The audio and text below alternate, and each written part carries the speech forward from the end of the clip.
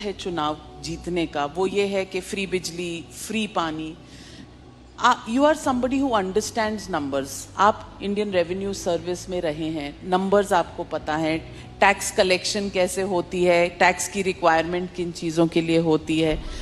क्या ये फ्री के जो पॉपुलिस्ट बांटने की इलेक्शंस के दौरान जो ये एक आदत सी पॉलिटिकल पार्टीज में बन गई है, क्या ये लॉन्ग टर्म सस्टेनेबल है?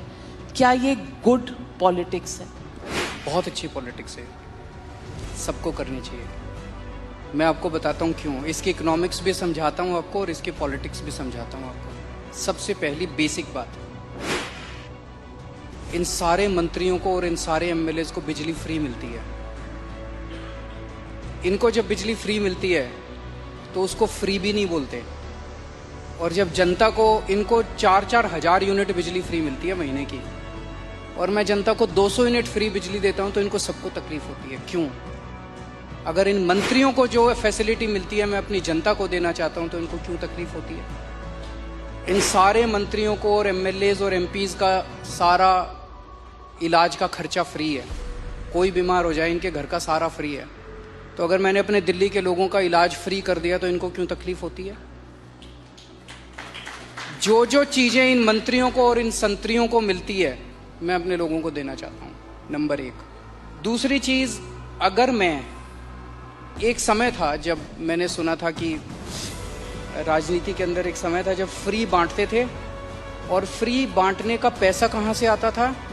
सरकार लोन लेती थी और लोन लेके उस पैसे से फ्री बांटते थे। That is not good economics.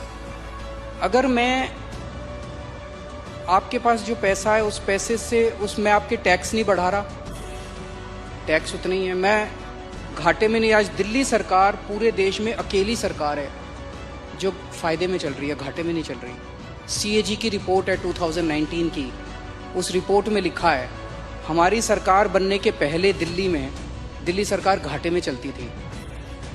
हमारी सरकार बनने से तब से लेके आज तक दिल्ली सरकार अकेली सरकार है पूरे देश के अंदर जो फायदे में चल रही है। मैं सरकार फायदे में चला रहा हूँ, मैं कोई नया टैक्स नहीं लगा रहा, मैं कोई लोन नहीं ले रहा। अगर मैंने करप्शन खत्म करके, पैसा बचा के लोगों को अगर सुविधाएं दे दी तो क्या बुरी बात की? तो दिस इज गुड इकोनॉमिक्स। और तीसरी चीज, पर ये मिरेकल होता कैसे? मैं एक छोटा सा एग्जांपल देता हूँ। जैसे